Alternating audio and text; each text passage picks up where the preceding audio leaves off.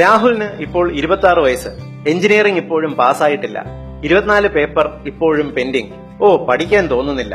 എഞ്ചിനീയറിംഗിനെ കുറിച്ച് ചോദിക്കുമ്പോൾ രാഹുലിന്റെ മറുപടി ഇതാണ്. ഇപ്പോഴും പ്രത്യേകിച്ച് ജോലിയൊന്നുമില്ലാതെ രാഹുൽ അച്ഛനമ്മമാരുടെ ചിലവിൽ ജീവിക്കുന്നു. രാഹുലിനോട് ഒരു ദിവസം ക്ഷമയോടെ സംസാരിച്ചപ്പോൾ അറിയാൻ കഴിഞ്ഞത് എല്ലാ മാതാപിതാക്കളും അറിഞ്ഞിരിക്കേണ്ട കാര്യങ്ങളാണ്.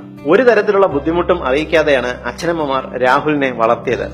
അവർ കുട്ടിക്കാലം മുതൽ തന്നെ ഏതിലും ബെസ്റ്റ് മാത്രം അവന് വാങ്ങി നൽകി. ഒരു കാര്യത്തിലും വഴക്കു പറയില്ല. അനാവശ്യമായി അവന് സ്ട്രെസ് നൽകിയാൽ അവൻ അരുതാത്ത എന്തെങ്കിലും പ്രവർത്തിച്ചാലോ എന്ന പേടിയായിരുന്നു അവർക്ക്. ജീവിതത്തിൽ ഒരു തരത്തിലുള്ള പ്രഷറും നേരിടാൻ അറിയാതെ വളർന്നു വന്ന രാഹുലിന്റെ അവസ്ഥയ്ക്ക് വൈദ്യശാസ്ത്രം നൽകിയിട്ടുള്ള പേരാണ് PIW അഥവാ പാരന്റ്സ് ഇൻഡ്യൂസ്ഡ് വേസ്റ്റ്ഫുൾനെസ്. നമ്മുടെ ന്യൂക്ലിയർ ഫാമിലിയിലെ അച്ഛനമ്മമാർ ഏതു ചെറിയ കാര്യങ്ങളിലും കുട്ടികളിൽ അമിതമായി സംരക്ഷിക്കുന്നവരാണ്. കുട്ടികൾക്ക് വേണ്ടി ചിന്തിക്കുന്നത് പോലും മാതാപിതാക്കളാണ്.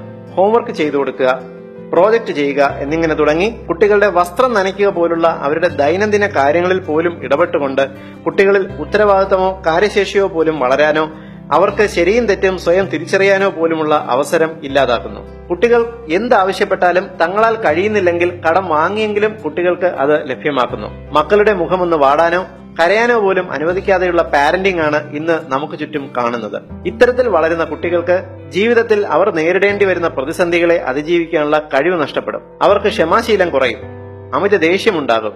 ജീവിതത്തെ അഭിമുഖീകരിക്കേണ്ട പല ഘട്ടങ്ങളിലും അവർ പരാജയമായി മാറും.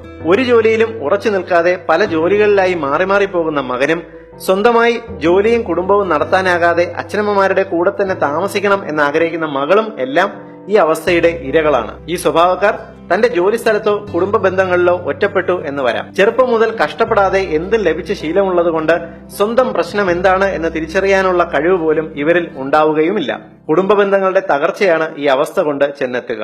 മാതാപിതാക്കൾ തന്റെ കുട്ടികളെ അവർ നേരിടേണ്ടി വരുന്ന പ്രശ്നങ്ങളെക്കുറിച്ച് ബോധവാന്മാരാക്കി തന്നെ വളർത്തുക. സ്പൂൺ ഫീഡിംഗ് അവസാനിപ്പിക്കുക. നമ്മുടെ സമൂഹത്തിലെ ശരിയും തെറ്റും മനസ്സിലാക്കി പ്രശ്നങ്ങളിൽ അതിജീവിക്കാനുള്ള കരുത്ത് സ്വയം നേടിയെടുത്ത് തന്നെ അവർ വളർന്നു വരട്ടെ.